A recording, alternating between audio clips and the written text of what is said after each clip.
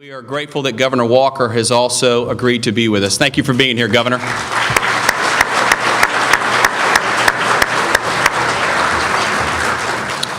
So many of you are very familiar with the James Madison Institute. Some of you may not be quite so much. JMI, as we are also affectionately known, is the state of Florida's largest and oldest free market think tank. And while we're based in Tallahassee, we are a statewide organization that spans from the Keys to the Alabama line up in the Panhandle, with board members and supporters all across the state and indeed across the country. Our mission is simple. We have two goals: to protect and advance liberty at every turn, and to offer solutions to the issues that you and your children and perhaps your grandchildren face or will face in the future. Protect liberty at every turn and offer solutions to the great debates of the day. Those are our goals.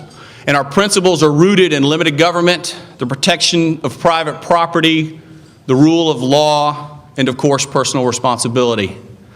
2012 is an extremely important year, not just because there's an election, but because we're trying to build on what has transpired over the last couple of years. And we advance the cause of liberty in numerous different ways. We do it through research papers. We do it through individual meetings with our legislators, which the legislature is going on right now, so most of our staff is up in Tallahassee. We do it through events like these that advance freedom, the cause of freedom, with Governor Walker. We do it through op-eds, through a tremendous social media network. While we are a think tank, we affectionately call ourselves a do tank, because we're trying to advance the ball for liberty. And we have two other, beyond the traditional role of the think tank of advancing the cause and doing those kinds of things. If you kind of envision a river current and those corks are floating down the river, as the Institute's primary goal, if the corks are the politicians, our job is to focus on the river current, not so much the politicians. They will come and go. Our job is to bend that river current towards greater liberty and more personal responsibility. We also, in addition to the traditional role of think tanks across the country, we have two other areas that we're extremely proud of. One is our outreach to young people. This year alone, we will reach nearly 200,000 middle and high school kids in the state of Florida on two primary issues. One, the importance and the compassionate nature and the role of capitalism in the history of this country and in the history of the world. It's amazing that's what we've come to, but we have to actually teach our young people about capitalism. And two, closely related to that, are the founding principles that have made this nation what it is. So in addition to our traditional role as a think tank, we have a massive outreach to young people, but we also have a component of the Institute that we're very proud of as well, and that is our investigative reporter role. We have two reporters on staff who help keep local and state government accountable for who they are and for what they do. And we do that through investigative reports focused on waste and fraud and abuse at the local and at the state level. As I said, the Institute is based in Tallahassee, but we're not a lobbying firm. We're not a contract or research firm. We are focused on the issues of the day. We have supporters across the state and across the country, thousands upon thousands, who understand the importance of freedom. And we have a tremendous number of supporters across the country, because this is what I think is important for all of us to understand. The state of Florida, I would argue, is the bellwether state for the entire country. If you look at the demographics of the state of Florida, we're the entire country here. Rural, urban, growth, transportation, military, retired, roughly 15% Hispanic, roughly 15% African American. All of the great debates that the country is having now, the state of Florida has been having for a generation, literally. It's great running a think tank in a state like Florida because we get numerous calls from across the country. What's happening in your state? What are you doing to promote small businesses? What are you doing to fight Obamacare? What are you doing to advance educational reform? So we really believe at the Institute that if we can get public policy right in the state of Florida, it has national implications, and we have seen that far back with Governor Jeb Bush, currently with Governor Scott, that all of the states, the founders envisioned them as the laboratories of democracy, and the great ideas in the states can be taken to other states. And currently, obviously, Governor Walker has done that in Wisconsin, and we are seeing what he has done there proliferate across the country. I'll close with this, and then I want to introduce a couple of people. The James Madison Institute is in the ideas business. We're in the business of advancing the cause of liberty. If you were around in 1976 or 1977 or 78, who could have envisioned what a man like Ronald Reagan would have meant to this nation when he was elected in 1980? In the late 70s, he was not yet the man, Ronald Reagan. If you were around in the mid-80s or you lived through the Cold War in the 50s and the 60s, no one could have predicted the bloodless fall of the Berlin Wall in the late 1980s. And regardless of what we think of what is happening in Afghanistan or Iraq and exit strategies and whether we should have gone or not, there's no doubting that by the tens of millions on numerous occasions, the Iraqis and the Afghani people have gone to the ballot box to vote. That's the universal hunger for freedom. That's our goal at the Institute, to advance that cause as we continue to focus on and expand what has made this nation great. So thank you again for being here.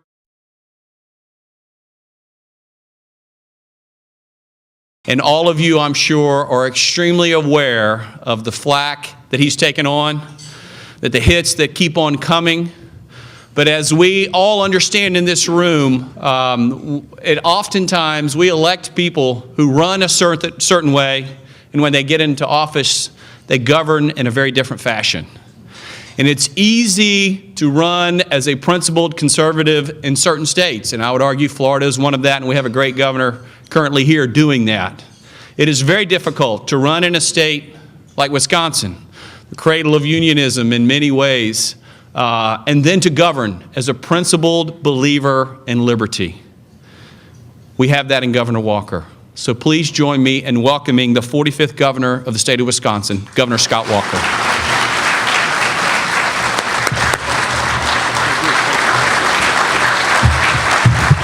Thank you. Thanks. Thank you. Thanks.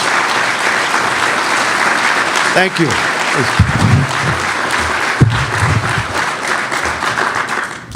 Boy, after a great introduction like that, I should just say thanks. It's been great to be here and move on. But Bob, thank you so much. And Alan, thank you for your leadership now back in the private sector, but for those many years in the state legislature. And I served in the legislature myself and know that's not an easy task, particularly as the leader. And when you mentioned Jeb, for me and for a lot of us new governors, for us there were two role models we look at in terms of how to lead as governors. One is a current governor, Mitch Daniels, in Indiana, who's done a phenomenal job, who's done some of the same reforms we've done.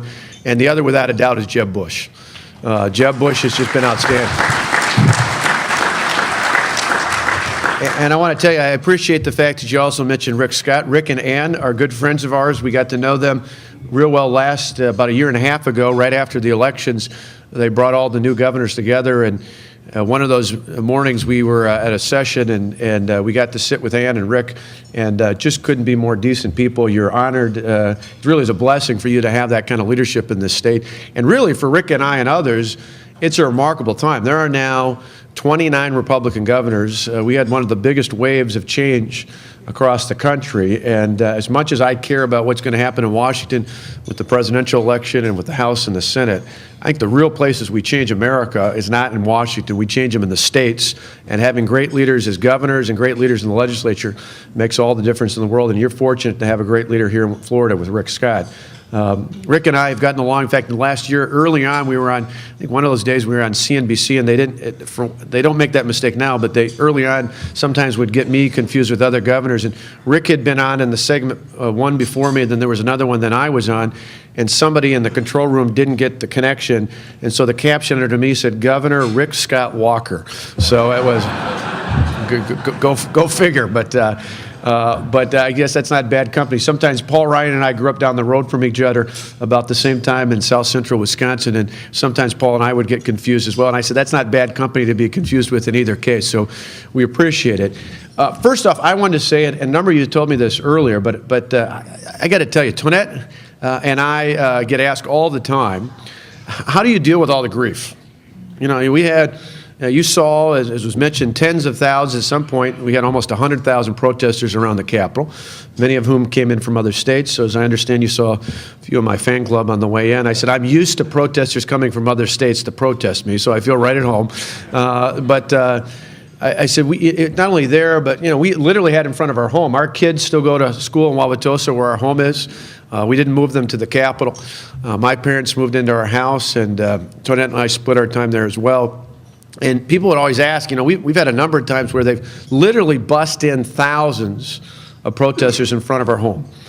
And they said, how do you put up with that? How do you put up with the attacks and the grief and everything else like that? And I said, the interesting thing is, for every one like that, there's tenfold people who quietly come up to us at events like this, but also at factories, at farms, at small businesses across the state, who don't have a sign, who don't have a banner, who aren't leading a chant, but who say, Governor, me and my family are praying for you. And a number of you said that to me earlier today, and I appreciate that more than words can tell you. That Toinette and I say that that's one of the things that keeps us going, that energizes us, that gets us pumped up, is we recognize not only that we're doing the right thing, but that there's people out there who support us and support us in the best way possible, we know, in times of crisis, and that's through prayer, and we appreciate that from the bottom of our hearts. So thank you to all of you who mentioned that, and all of you who here and others across the country have been doing that for us. You know, it's been an interesting time in Wisconsin. I want to share a little bit of time. We'll take some questions at the end, but tell you a little bit about how our reforms are working. It's interesting, though. Last year at about this time, I was commenting to a reporter who came in to see me in the Capitol. He was doing a national story about new governors, and he said, you know, most governors across America barely could even tell you where the bathroom is. They haven't unpacked things, and yet here you passed some of the most aggressive things in the country. Why is that? I said, well, it's real simple. Before I was governor, before the election, I conducted for about 18 months what I consider to be a job interview. I interviewed with the people of my state to be the CEO of their state government. And in doing so, I flat out told them what I thought the problems were. I said, we face an economic and a fiscal crisis in our state, and here's what needs to be done to fix it. And I laid it out in black and white. I told them exactly what I'd do. And then, after taking off, or after being elected, we didn't wait around, and I said I didn't wait a year or 6 months or even a month, because if you were the CEO of a company and you took over a company that was failing, you wouldn't wait a year or 6 months or even a month. You'd start it on the very first day you took over the company. And that's exactly what we did. We faced both an economic and a fiscal crisis, so on the very first day, on January 3rd, after I took the oath of office, I went back to the new Speaker of the Assembly, the new Senate President, and I gave him a letter and called them into special session that very day. And for that period of time, in the first month or so, we passed some of the most aggressive pro-jobs agenda in the country. We lowered the tax burden on job creators and entrepreneurs in our state, because we knew that's how you fuel the economy. We eased the regulatory burden in the state, because we saw too many of our small businesses telling us that they were being just overwhelmed with the obsession with red tape and regulation at both the state and the local level. We passed, you'll appreciate this, we passed some of the most aggressive tort reform in the country, because we knew frivolous lawsuits were standing in the way of economic prosperity in our state as well. We even repealed, you can believe it or not, but our state was one of the few states that actually had a state tax on health savings accounts. We repealed that right away, one of the first things we did off the bat. We did all those things in the first month. And the great news about it is it had an impact, because when we say that Wisconsin's open for business, it's not just about a sign or a bumper sticker or a banner.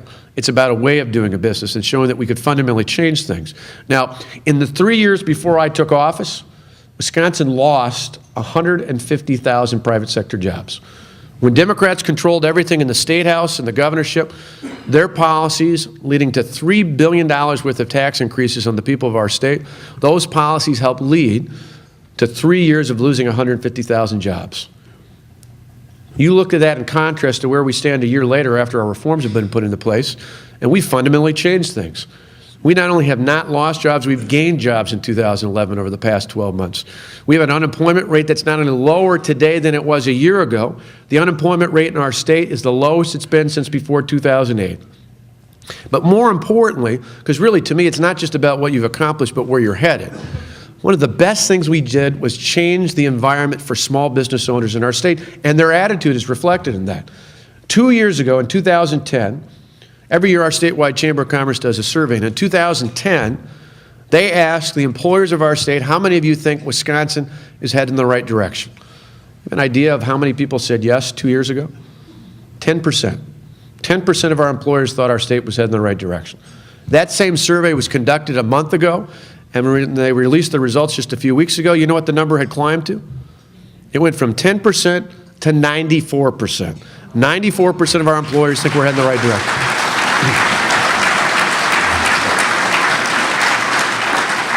Now I'm competitive, so I want to know where those 6% are and what the heck's wrong with them as well. But for us, that's fundamentally important because that survey also showed not only that change, that fundamental sea change, but it also showed that a majority of those surveyed also said they plan on growing in 2012, which is really what it's all about. If we're going to put more people to work, people got to be willing to take that risk. If you're a small business owner, in the tough economy globally, you got to be willing to take that risk, and we've changed the attitude of our job creators in the state of Wisconsin. We've also had an impact nationally. You see, for years, there's always this survey, and Rick talks about it here, others do as well, as to the best and the worst places to do business in. In Wisconsin, historically, we didn't talk much about that. You see, for years, we've been in the bottom 10. 2 years ago, we were 43. The year after that, we moved up to a whopping 41. But last year, after our reforms had a chance to get into place, we went from 41 up to 24, 17 spots up, the fastest increase of any state in the country. We showed that if you make a fundamental shift in what it takes to do business in your state, people are going to take notice. Now, contrast that with my neighbors to the south in Illinois. Illinois, in that same survey, dropped 40 spots in the last 5 years. Illinois, a state where the Governor Quinn last year proudly proclaimed when I was doing our reforms that they weren't going to be like Wisconsin. Well, he's right. They're not even close to being like Wisconsin. I mean, they only further mess things up. They're a state, you can all appreciate that when it comes to taxes here in Florida. Illinois is a state where last year, to balance their budget deficit, they literally raised taxes on individuals by 67%. They raised them on businesses by 46%. And then they're shocked that businesses and wealth and employers went out of the state of Illinois into places like Wisconsin, Indiana, and other places around the Midwest. Well, when given a choice, people are going to go to where they're wanted. And they're not wanted anymore in Illinois. And it's not just about the tax burden and the business climate down there. They're a state that literally makes Jerry Brown look good these days. I mean, think about it. Illinois, a couple weeks ago, recently, Moody's downgraded them to the lowest bond rating in the country. They're even lower than California's. Moody's said that because, you've got a treasurer and a comptroller there that says even he wouldn't loan money to the state of Illinois. Their bond rating's the lowest it could be. They have a pension that's only half funded. They have an absolute fiscal meltdown down in Springfield. In contrast, we like to point up to the north of the state of Illinois and point to the fact that our pension's fully funded. And Moody's, one of that same bond rating agency that dropped theirs, not only stabilized our bond rating, but called our budget credit positive. When was the last time you heard anything in government called credit positive? That's because we knew if we were going to tackle our economic crisis, we also had to tackle head-on our fiscal crisis in Wisconsin. And so we took one of the largest per capita budget deficits in the country, and we balanced it. We didn't balance it the way Illinois or other states did. Some states like Illinois chose to raise taxes. We didn't do that because we knew that would hurt the economy. Other states chose to balance their budget by laying off thousands of public employees. But I looked at that and said, I don't need anybody laid off en masse, be it public or private. If I'm going to shrink the size of government, I want to do it through attrition and through carefully crafting out a plan for how we do it, not through random pink slips across the state. Other states chose to balance their budget deficits by ultimately cutting core programs like Medicaid.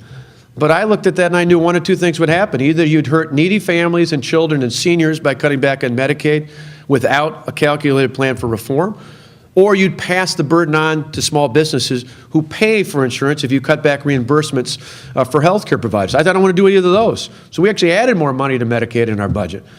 And yet other states like Wisconsin had done in the past balanced their budget with budget gimmicks and tricks. But I said that's what got us in trouble in the first place.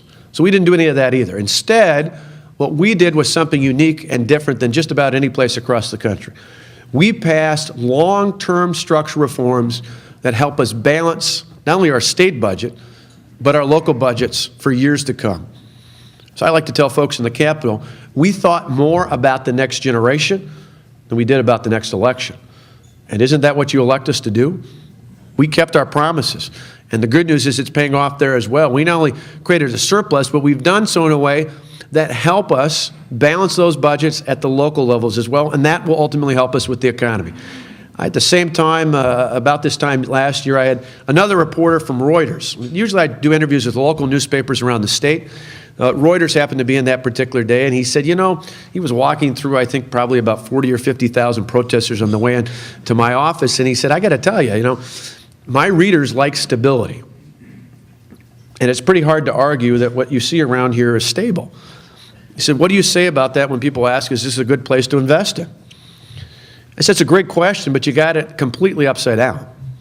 You see, what you see around the Capitol is temporary political unrest.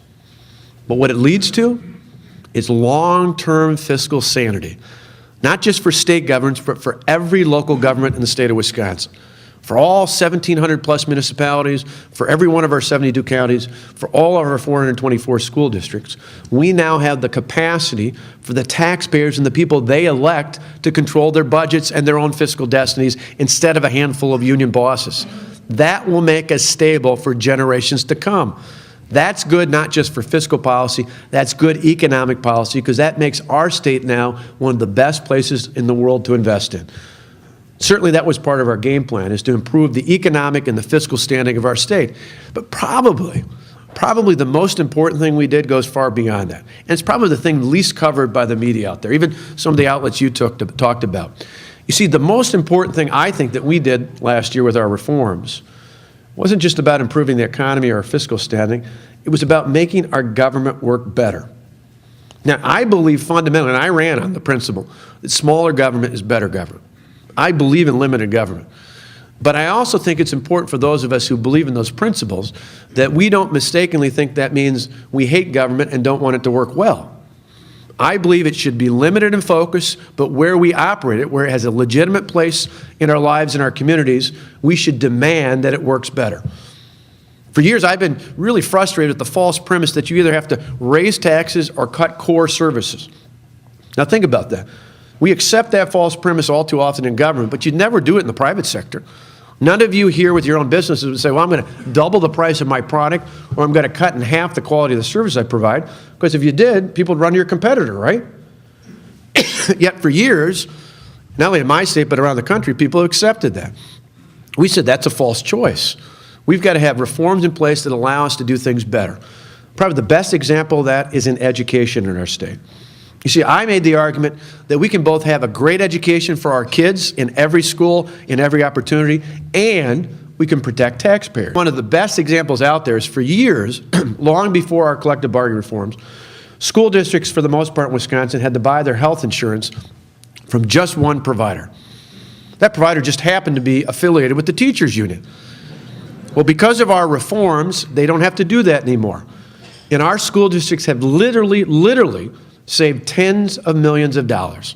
Everywhere from the mid to small sized districts saving $600,000 or $700,000, places like North Fond du Lac that saved $2 million, to Appleton just down the way from Green Bay, Wisconsin, that saved over $3 million just by bidding out their health insurance. That's money that goes directly into the classroom. That's money that actually improves education. All too long in politics, people think more money equates to better education. That doesn't mean that if that doesn't go into the classroom. Our reforms ultimately put that money where it belongs. The other change goes beyond just the fiscal aspect. And this is an example I give you from a couple years ago. In 2010, obviously long before I was governor, we had a situation in Milwaukee, in the Milwaukee public school system, where there was a young woman, new teacher, who was named one of the outstanding new teachers of the year, statewide. About a week later, she got notice that she was being laid off. How could that be? You got one of the best teachers out there and you're laying her off. Well, under collective bargaining in the past, if you're the last one in, you're the first one out. Last one hired, first one fired. Seniority and tenure trump everything else out there. Well, one of the things that has often been overlooked in this debate, particularly by the national press, is that our reforms eliminate all that. There is no tenure or seniority in Wisconsin anymore. Our reforms allow every school and local government to hire and fire based on merit, to pay based on performance. What I love about that is that means we can put the best and the brightest in our classrooms, and we can keep them there. And that, more than any fiscal or economic change, means for years, if not generations to come, not only our generation, but our kids and our grandkids will have better government and better schools in the place where it's appropriate to have so. That is fundamental change that's about improving the state of Wisconsin, and hopefully we'll go off to other parts around the country. You see, for us, my view is I've got 2 kids in school right now, 2 kids who actually go to a public high school in Wauwatosa, just outside of Milwaukee. But I made a promise during the campaign that I said that every kid in my state, no matter what zip code they come from, every kid should have access to a great education. It's why my budget lifted the caps on choice, so that there are no limits on the choice program in the state of Wisconsin. It's why we expanded the opportunities for charter schools, but it's also why in these reforms we now empower every one of our traditional public schools to have the same chance for success that we've seen in our successful choice and charter schools throughout the state of Wisconsin. That is about the future. That is fundamentally important for not only Wisconsin, but I think for what it can show across the country. Now, you think about all that, you think about the list of other things I promised in the campaign trail, and we've essentially knocked every one of those things off. So we've improved the environment for small business owners in our state in particular to create more jobs. We actually provided long-term fiscal reforms that balance not only our current but future budgets at both the state and the local level. And we put in place true reforms that allow not only our schools but our local and our state government to operate better in the places where it's appropriate for government to have a role. That sounds like a pretty good re-election campaign, doesn't it?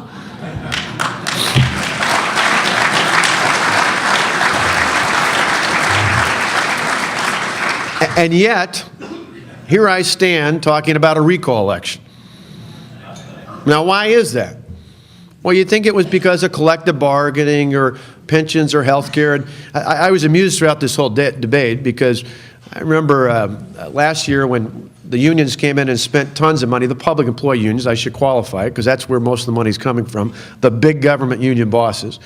And when they went after me first with literally millions of dollars even before the bill was signed into law, then they spent millions of dollars going after a Supreme Court candidate because he was affiliated with me. Then they spent a total, they were part of a total amount spent by all groups of $44 million spent trying to take out 6 Republican state senators in recall elections last summer. In each case, we prevailed, just barely, but in each case, we prevailed. But all throughout the debate, they tried to make the argument that collective bargaining is somehow a right. Collective bargaining in the private and the public sector is not a right. It is an expensive entitlement. And once and for all, it is time for somebody to stand up and put the power back where it belongs, and that is the hands of the taxpayers and not of the handful of union bosses. That is a fundamental choice out there.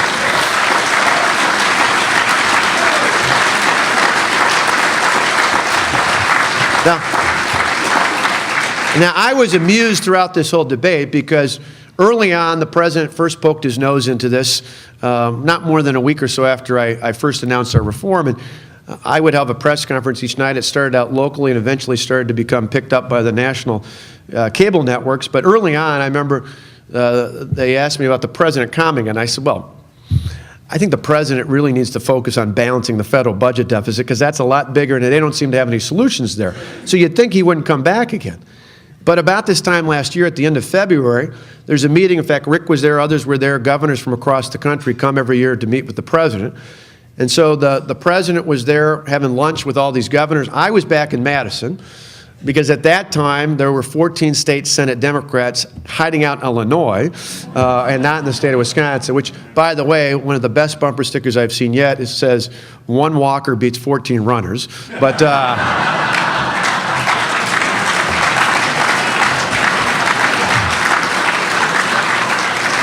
But while they were hiding out in Illinois, I was trying to make the argument they should be back home doing their job like they were paid to do.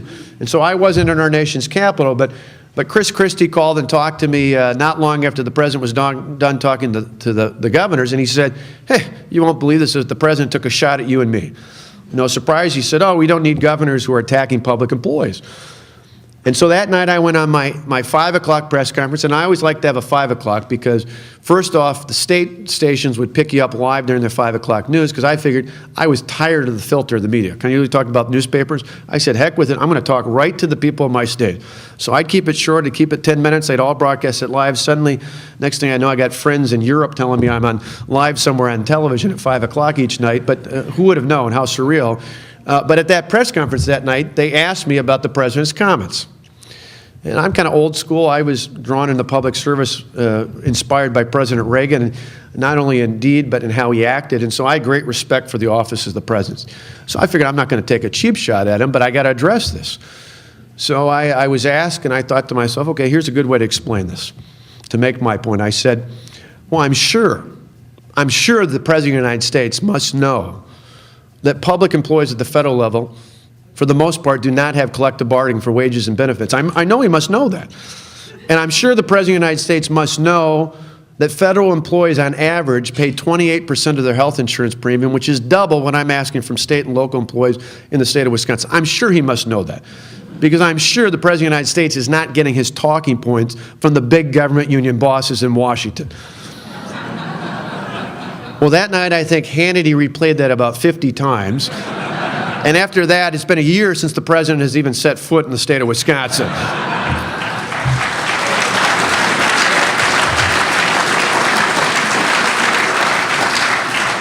That's because the facts are clear. And if you can get the facts out, we found this in the state Senate elections for those senators who are facing recalls. Even though we were outspent by the big government union bosses and their machines, in the end, we just had to not have enough resources to get our message out. If we got the truth out and we repeated it over and over and over again, I used to say, repeat it enough, we sound like a broken record. Till my kids reminded me, Dad, nobody knows what a record is anymore. So I just sound like a repeating iPod or something like that. But if you repeat it over and over and over again, the truth is overwhelming. The truth is overwhelming. And what we found in this case is if we have the opportunity to share that truth, we'll not only win the election, but I think it'll help us elsewhere as well.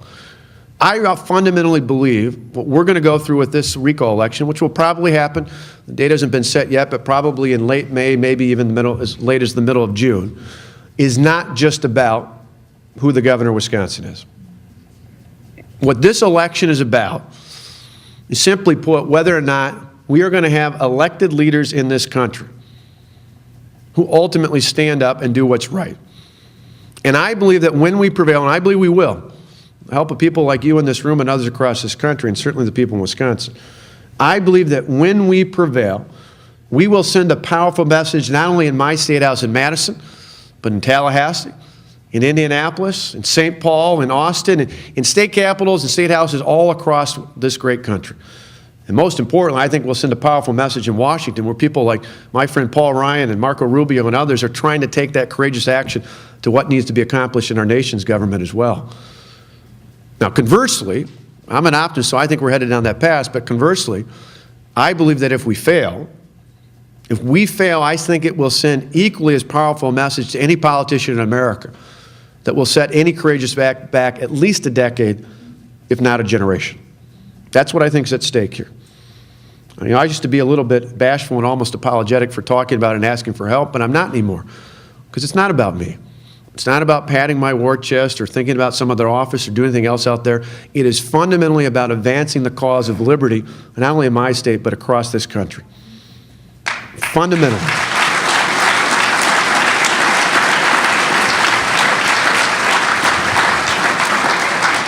Now let me just end with this story, and then I will open up some questions if people have them.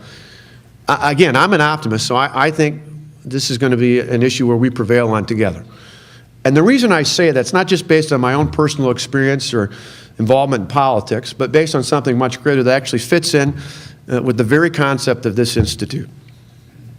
You see, last September, Tonette and I had the opportunity, we travel a lot, I speak a lot. This was a particular trip where we were speaking as part of the Republican Governors Association, and we got invited to go to Philadelphia. I'm a history buff and grew up in a small town, so anytime I get a chance to go to a city that's got any significance when it comes to our nation's history. I love to take advantage of it. And, over the years, our kids are older now, 16 and 17, but, we used to take them to Washington, and we'd take them to Mount Rushmore, and we'd take them just about everywhere so they could see and feel history. So I love going to places like that. But for whatever reason, I've never been to Constitution Hall in Philadelphia. So I got up early, and Tonette and I went over before the sessions began, and we went to Constitution Hall with the National Park Service. And it's amazing, because you think about it, the room itself is really not much bigger than this area in the front of the stage here. And I looked in there, and it was amazing for me, because growing up as a kid loving history, I used to think of our founders as bigger than life, supernatural. And then you stand in that room, and you see the chairs that our founders sat in, and you look at the top and the front there, and you see the chair where Washington sat with the rising sun, and you think to yourself, wow, there are people like you and I right in this room here today. These were ordinary people who did something quite extraordinary. They gave us the opportunity to have the freedoms that we hold dear today. In their case, it was just about risking their political futures. I mean, for goodness sakes, it was Franklin who said, we must all hang together, or surely we'll hang separately. These were people who literally risked their lives for the freedoms we all too often take for granted today.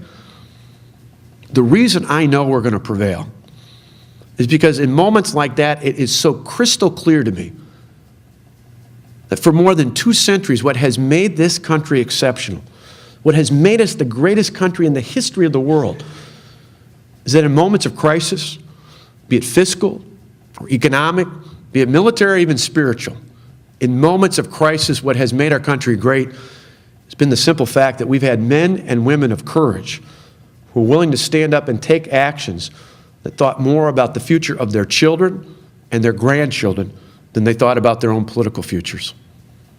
This is one of those moments. This is one of those times in our nation's history. And I'm confident, just as whether it was our founders or greats like Lincoln or Reagan or others in the past, that this too will be one of those shining moments we point back to in the past, not for any one person, not for any one elected official, but a moment where we said we were there, we helped, we made the difference, and in turn, that just didn't make one state great, that made us all great for generations to come. Thank you for the chance to share here today.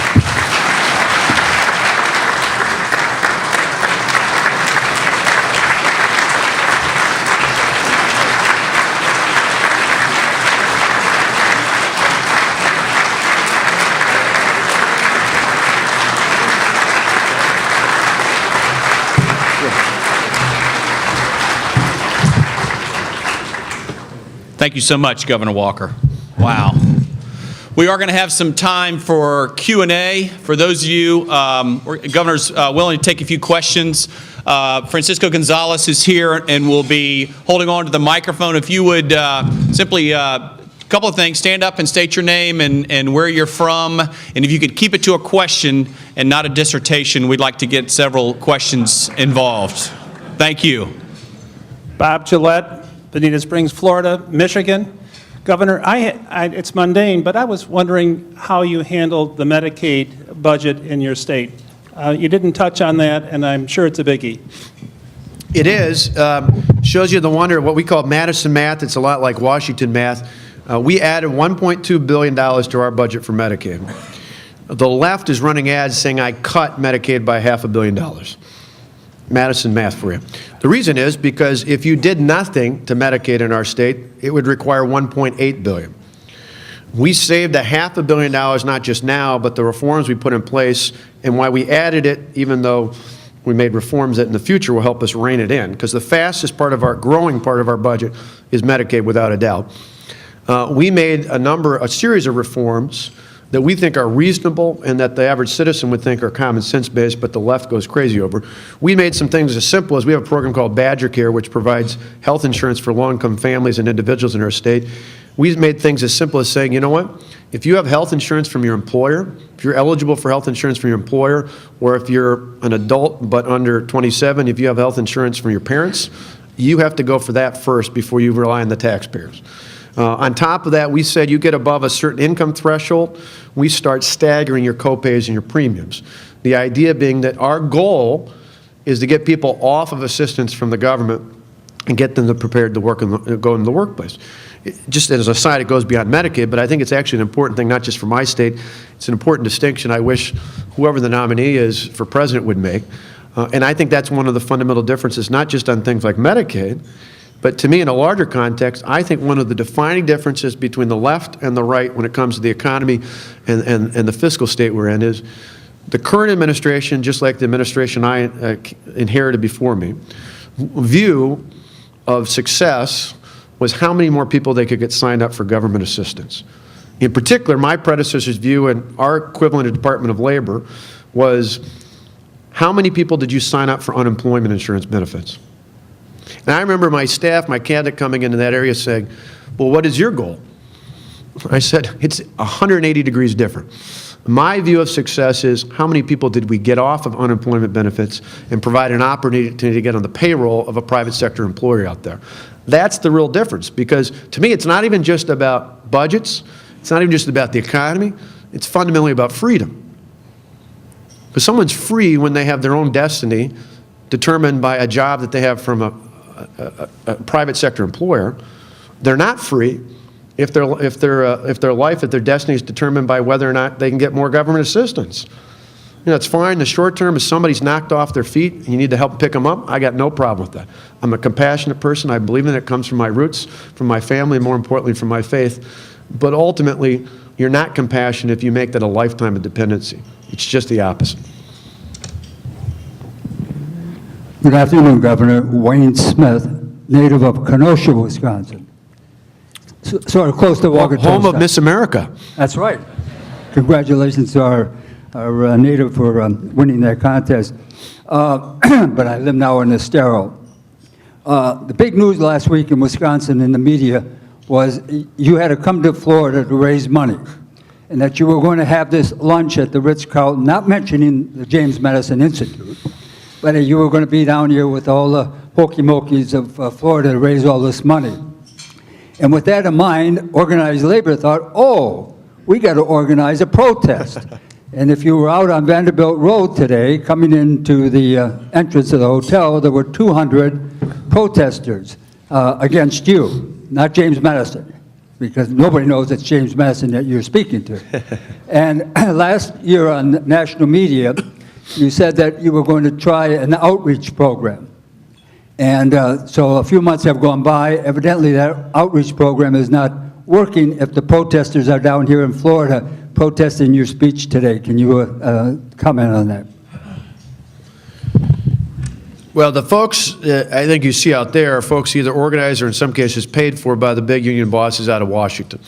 And the bottom line is because I did something so fundamentally pro-worker, I gave every public employee in my state the right to choose whether or not they want to be a part of a union or not, and no longer have them forcibly have their union dues taken away. That's what bothers them. That's what it's all about. It's not about pensions or health care or anything else. It is all about the fact that I gave every public employee, nearly 300,000 good, decent, hardworking men and women in my state who work in government, the right to choose for themselves. And they don't like that, because they know, for example, in Indiana, after Mitch Daniels did something like that just for state employees, 91% of those people a year later opted not to be a part of the union. Why? Why? If you're a teacher in Milwaukee and you can keep that $1,400 and use it on your pension or your health care contribution, or equally as important, put it aside for your kids' college education, whatever it might be, who's not going to opt to keep their own money, particularly when our public employees see in our state that they don't need a union steward to stand in the way, to get in the way of them working with their supervisor or manager, whoever it might be. And one of the great testaments of our success, I think, was not too long ago, I heard from a superintendent in northern Wisconsin from a small school district who talked about the fiscal benefits and how he was able to hire more teachers and all these great things. But the thing that stuck with me the most that he said at the end was, he said almost quietly, he said, Governor, I get to go back to my office and work on curriculum instead of worrying about grievances. I said, stand up and repeat that again. I said, because that's really what it's all about. And it's also why you see the few out there that are out protesting, because the people who control them, the union bosses, understand that if we give people, particularly in the public sector, if we give employees a chance to choose, Many, if not a majority of them, are going to choose not to be part of that union because they can work directly with their agencies, with their managers, with their teams out there. And so our outreach hasn't been to the union leadership, it's been to the workers of our state, not only in the public sector, but when I go to factories, even those that are union factories out there, overwhelmingly we hear from employees, from the workers of our state, the true middle class. I mean, that's the one other thing. It wasn't part of your question, but let me just expound on that for a second. One of the things that drives me absolutely crazy, not just in my case, but in others, is when you get people on the left who claim to be defenders of the middle class. Think about that. Who has paid for the massive expansion of government, not only in my state, but across this country, for decades? It's middle-class taxpayers. It's middle-class taxpayers. I was on the Morning Joe right before, I think, New Year's, a couple weeks back. And so it was Joe and Mika weren't in there. They had a couple stand-ins, and somebody from New York apparently had never seen me do an interview before, and she kind of asked me, so what do you think about the great debate about the income disparity out there and how we need to change this and the whole bit? And I think she thought I was going to be on my heels. And I said, that is a great question. I love that question. Because you see, what I did in Wisconsin was ultimately about protecting the middle class in my state in America. Because for too long, we've asked the middle class to pay for the expansion of government. It is more and more, higher and higher taxes, more and more regulations have fallen on the backs of middle-class taxpayers in our country. And it's about time somebody stood up and put the power back in their hands, and that's exactly what we've done in Wisconsin. And that's the story to tell out there. If you're a middle-class worker, what we've done works.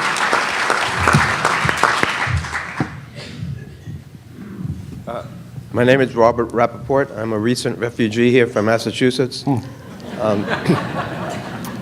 I saw a video the other day showing how easy it is with no documentation to register people in Minnesota. I was wondering if you have a similar problem in Wisconsin and if that is a problem for the recall election. Yeah.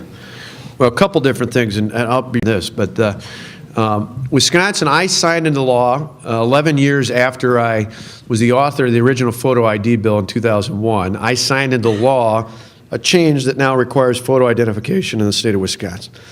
So unlike some of those other states, we'll certainly benefit from that, including in this recall and the November elections, we'll have that in place. But there still are challenges, and a good example is in this recall. The law is bizarre, and the circumstances even more so. We had a situation where to get a recall election, you don't need a purpose. There's no misconduct in office or anything else like that. All you need are enough signatures. The number of signatures is based on 25% of all the votes cast in the last election for governor.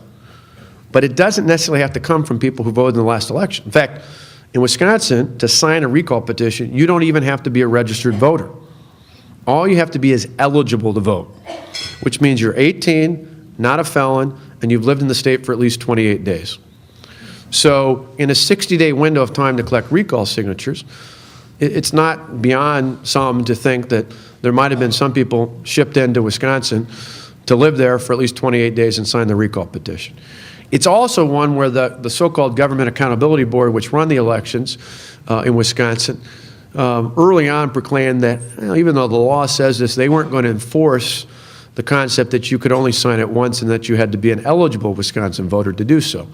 So we have people that literally went on one of our ABC affiliates in Milwaukee and said he signed it 80 times. And in fact, you'll get a kick out of this. He said, we signed it 80 times because, you know what? George Bush cheated, we're going to cheat too. It's exactly what his quote was.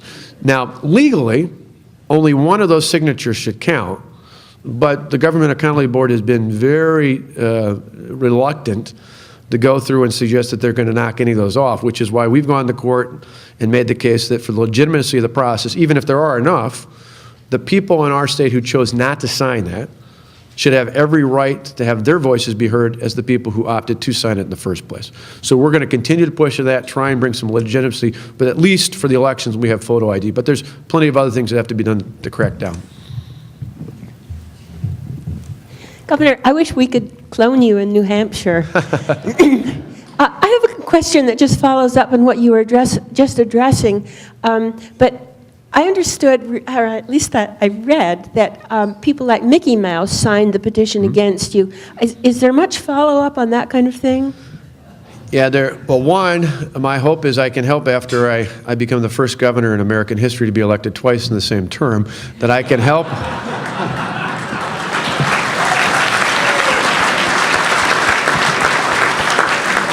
My hope is I can then go to New Hampshire and help you elect a new governor, because you've got an opening there, and a few other states like Washington State and others out there, North Carolina, and some others along the way that could bring us some fiscal sanity around the country as well.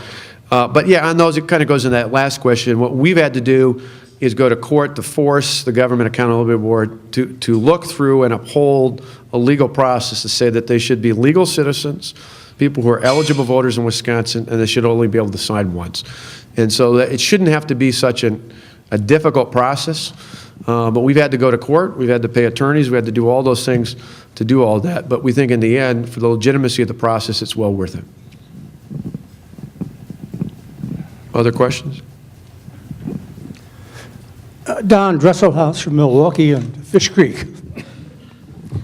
I know you're a busy man, but what are the prospects of your becoming a coach to the Republican presidential candidates?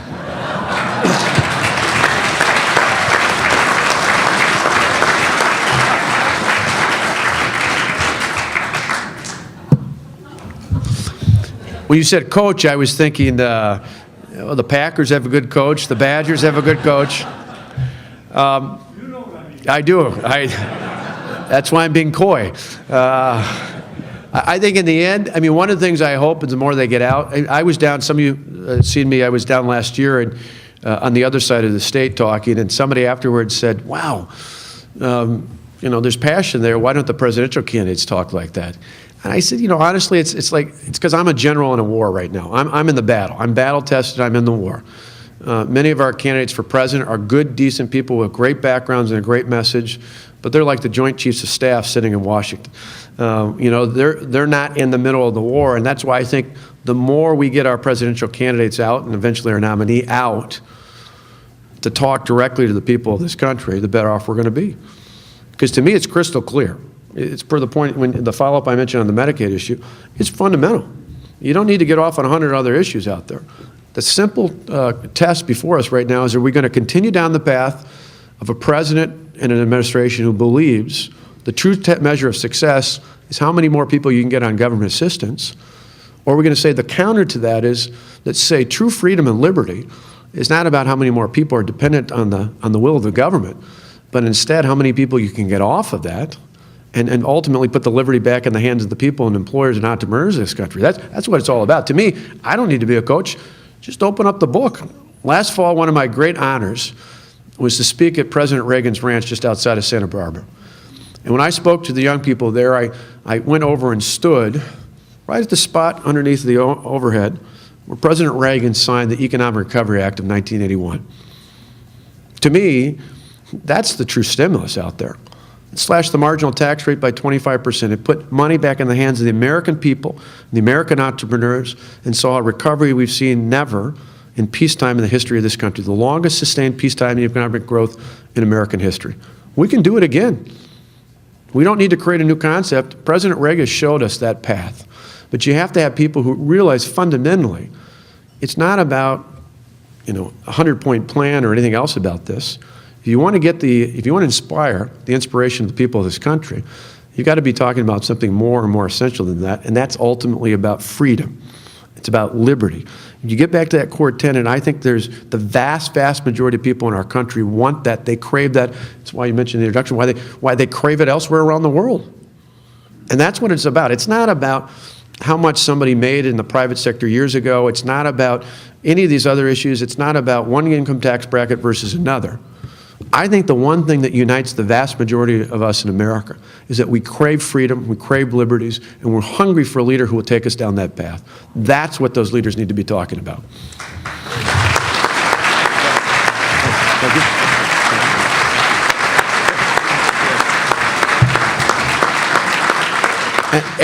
And I'll tell you one other thing. He said thanks, so I'll tell you from a nonprofit standpoint, he didn't ask nor allow me to say this, but if you want to help us, scottwalker.org, or I'm assuming one of my staff put some of the envelopes out in the back there. But the interesting thing is, I'll just tell you as an aside, the weird quirk in our law, besides the fact that there is no restrictions on what it takes to recall someone, until they certify all the signatures for this recall, which will be at the end of this month, there is no limit on what individuals or PACs can give to an incumbent, i.e. me in this case. And so we've had people all across America give us, I had a guy that gave me $250,000 3 times in Texas, if you can believe it or not. Everything's big in Texas, but he doesn't have, there's nothing he does in Wisconsin, there's no business he has in Wisconsin, there's nothing more than the fact that he believes in what we're doing. Having said that, on the other end of the spectrum, 76% of all the donations I took in on my last report were from people who gave me $50 or less. I have almost 50,000 people who've given us at that level. So it's the full spectrum. But whether you want to give 50 or you want to give 250,000, you can do it either way out there, and certainly we put that to good use. Thanks.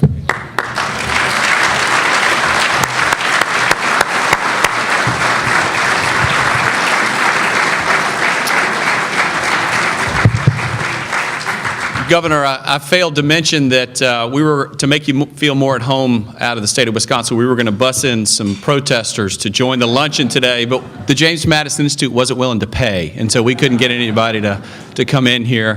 Thank you all again for being here. I want to thank my staff for all that they've done. You have seen them scattered throughout the room, and they're outside there. I also want to thank our board member here in Naples, Glenn Blau. If you do not know Glenn, a true patriot, a tremendous business and family man, please get to know him. Thank you, Glenn, again for everything. And I will close with this also. Governor Walker talked about supporting him while you're writing those checks. The James Madison Institute is completely privately funded, and we have thousands of supporters across the state and across the country who understand that Florida is the bellwether state in the union when it comes to public policy. So many of you are already supporters of the Institute, and for that we are tremendously, tremendously grateful. Those of you who are not and perhaps have just learned about us today, there is information on the table, and they were also in your chairs. There are also some membership envelopes there, and there is more information outside. And if you would like to learn more about the James Madison Institute, you can grab a staffer, or you can just go to jamesmadison.org, or you could grab me afterwards. But thank you all again for coming. Governor, thank you for all that you're doing, for your principled leadership, and we'll look forward to seeing you all very soon. Thank you.